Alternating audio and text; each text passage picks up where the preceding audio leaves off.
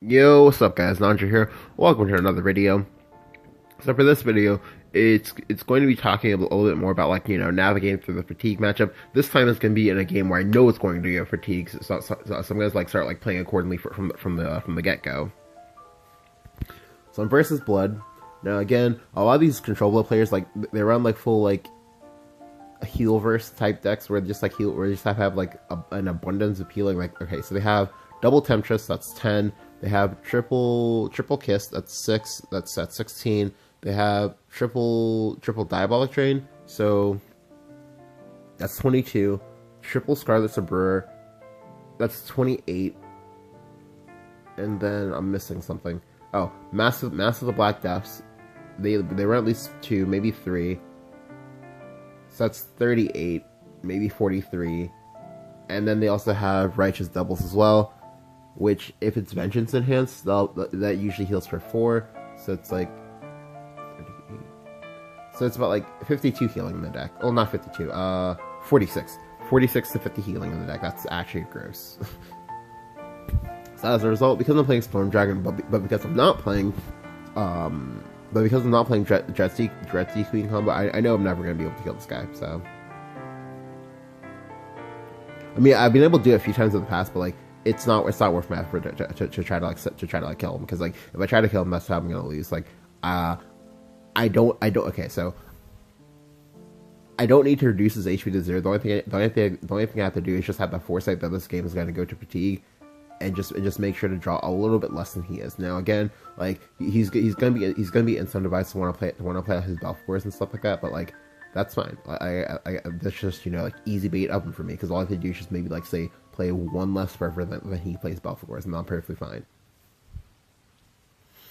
So I'm just gonna go Oracle here. Now I could have gone for the Dragon Summoner here, but the ramp. Okay, so either play is fine. Because from playing the Blood Pact, I already know he's control, and either play is fine, just because if I go for the Summoner, I'm gonna feel bad if the Summoner pulls out second Summoner, and I can't play both of them on the same turn. But playing up the ally, that's fine too. It doesn't really matter. The reason why it does matter is because, again, you're never killing him. The only thing you're doing is just making sure to just draw a little bit less than he does, so that way you can keep up in cards.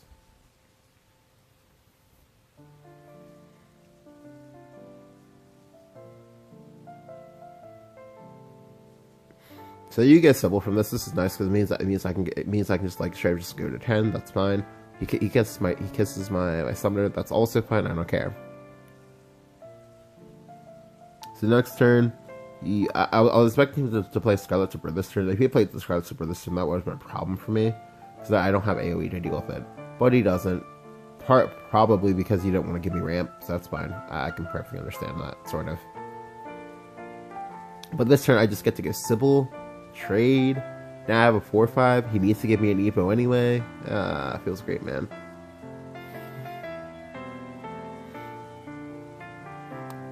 And here, alright, so this past turn, this is actually very good. Yeah, this is actually very good information for me. Now, he could and probably should have Evo, because if I can remove this about the Summoner, he's gonna take 4 damage. But again, the damage of this matchup doesn't matter. Literally none of it's 6. The only way that this damage is actually relevant is if I queen combo him. Sorry, is if I go Breath of Salamander into queen combo next turn, because then he dies. But that's a lot of cards for me to have. That's 4 different specific cards for me to have. So yeah, so it's perfectly fine from the make the ping trade he did, but that did give me valuable information. I know that he's gonna be risk averse. Now the play I just made, that was really bad if he evened the Scarlet, because I was gonna have to give him I was gonna have to give him something back, or to risk taking damage. But because he doesn't, I now know that I can abuse the fact that if I don't use Evos, he will never ever Evo into me unless he has a very, very good reason for doing so. So here I just go and trade. Doesn't matter to me. Like I said, the damage of this matchup doesn't matter. They run so many stall cards that it's perfectly fine. I don't care. Here he plays Unica for a little bit of extra healing. So that's 52 healing, maybe 54 in a sec that I count for. Alright, now here, when he went to 10 mana, I was really sad that I didn't have a Forte in my hand, because what I could have done was I could have gone for a super spicy lethal. I could have gone Forte into Humpty Dumpty, had the Forte hit a space, Humpty Dumpty the board, my Forte dies, his Unica dies, use that 5 HP, the healing that Blood has is restricted to needing me, the opposing player, to have a follower on the board, so he can life steal off of my creatures. So if I don't have a creature in play, the only healing he can get is from Mask of the Black Death, which is, that's whatever. Like, if he has it, he has it, or from Temptress Vampire. This is the last turn before he can play Temptress Vampire on me. So I did want to try to go for it here, but thankfully, when he plays the Belphegor, that further incentivizes me to want to go for that just like fatigue plan, because now he's 3 cards ahead. Or sorry, he's 3 cards ahead of me, and by playing the Summoner here instead, I can make sure that he's 2 cards ahead of me. To like all it ever takes is just him being at least 1 card ahead of me. Like as long as he's at least 1 card ahead, and I make sure to only forever when I absolutely have to, it'll be perfectly fine. So I just go ahead and just go Summoner after I Comp Flag. This way I have Body in play. And it was good that I did that, because of what he does next. He goes Maelstrom Serpents, so I'm just like, I guess that's a card you can play.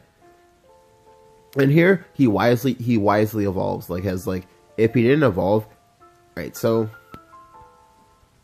one of the things that I mentioned all the time is that there's a lot of free information that they can get from a game. Now, he sees the fact that Forte sleeves, that the pay-to-win Forte sleeves, and he should know, that from the way I've been playing, there's a strong chance that, that if you don't actually evo into that, if I top the Genesis Dragon, I can kill you. So you might as well play it safe. Now, unfortunately, this play does play into Bahamut, but that's fine. He doesn't care about playing Bahamut, because he's just gonna kill it. Of course, here's the Baha.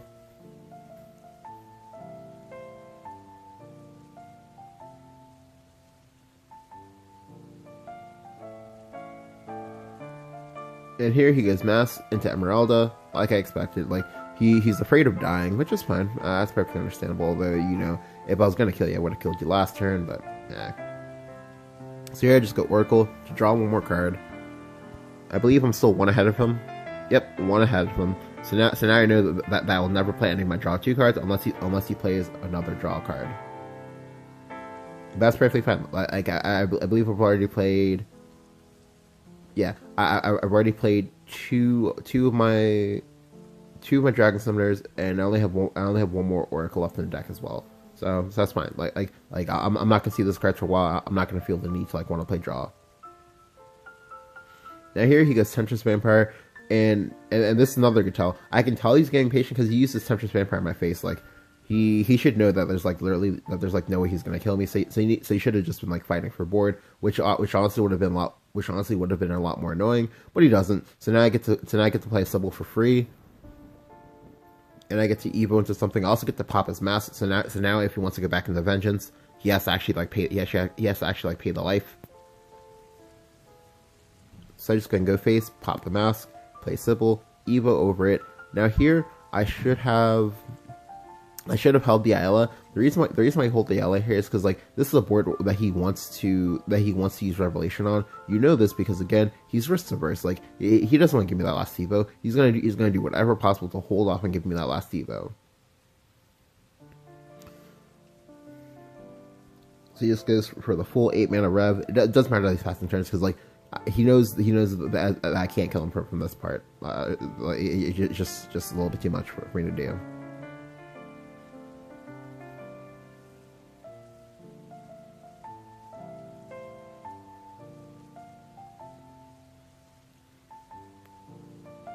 Now here it just moves my board. 1 second. Yeah. And I just go and pass. I don't need to play anything. He has second Temptress. That's fine. I don't care. Put me to 12. Alright, well, I guess I shouldn't say I shouldn't care because I can actually die right now. I can die to a combination of spawn into second spawn.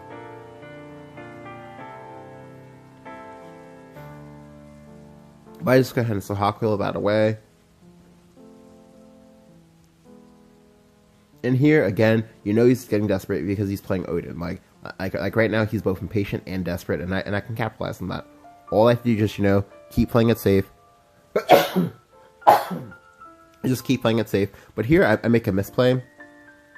The correct play, in my honest opinion, was just go Humpty Dumpty plus Evo. The Humpty Dumpty is literally only good for that combo, which I know I'm not going for. So, and that was also the only creature in this deck the Humpty Dumpty actually killed. So I need to just go Humpty Dumpty there and just hold on to my Blazing Breath, because now it's gonna make my Israel when I do play it a little bit harder for me to play.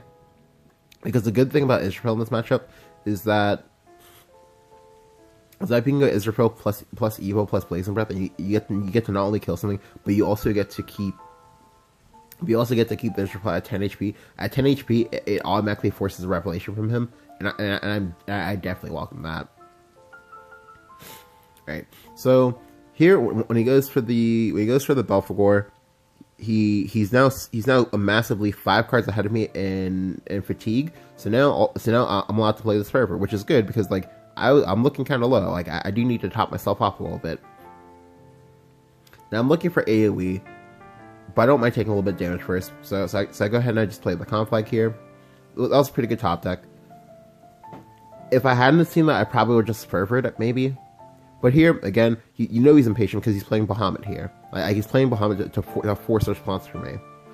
Now, it's really, really important that I don't play these Bahamuts like at all, because I don't know if he has like extra copies of Maelstrom Serpents. So I'm trying to play around that as much as possible, because Bahamut is the only thing in my deck that actually like answers those cards.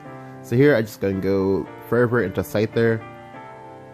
No, it was good that I saw the Scyther when I did, because like if I didn't, I was going to have to Bahamut that back, and I did not. Well, I was probably going to have to Bahamut that back, and I did not want to do that.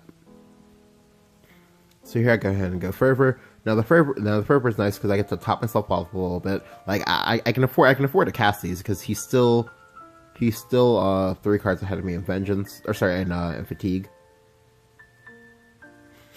And again, he's impatient because he could just like hard cast this again. That's fine. Like, because here, this play probably tilts the shit out of him because he wanted me to Bahamut him back, but I will never ever do that because like these Bahamuts are precious, because like they answer 2 of his win cons that otherwise wouldn't be able to answer. They answer both Spawn and they answer Maelstrom Serpents. Like I don't want to die to these cards, so I'm just gonna go ahead and toss a Zeus at my Bahamut. Of course, I'm gonna throw in the unanimated one. And now my opponent's probably super annoyed because like he's running out of time. He realizes only now what I've been doing, and I'm just gonna take him. I'm just gonna like take him to Fatigue, and he just concedes. So like there's literally no way he can win. Like he needs to force me to play the Bahamut. If I never play the Bahamut, he can't ever play cards. He's on a timer. I'm not on a timer. He's just gonna lose. Like the biggest thing about this game was just realizing that my opponent was getting impatient and just for me to just take it slow. I'm not in a hurry. He doesn't yet realize that it's a fatigue matchup. But because I have that foresight to know that, like I can go ahead and I can just play ultra conservatively, not have to like expend that many resources, because like I don't need to try to kill you to win. I just need to wait for you to fuck up and make a mistake, and I just capitalize on it. Like that's a big part of how I play or whatever. Just because like there are a lot of really, really easy mistakes that people make, and if you have like the self-awareness to capitalize on them, you're gonna win a lot more games than you thought possible. If you enjoyed the video, go and leave a like. Go and let me know what you think about like fatigue matchups, either in this game or Hearthstone or wherever down in the comments below. Thank you guys for watching. I'll catch you guys next time. See ya.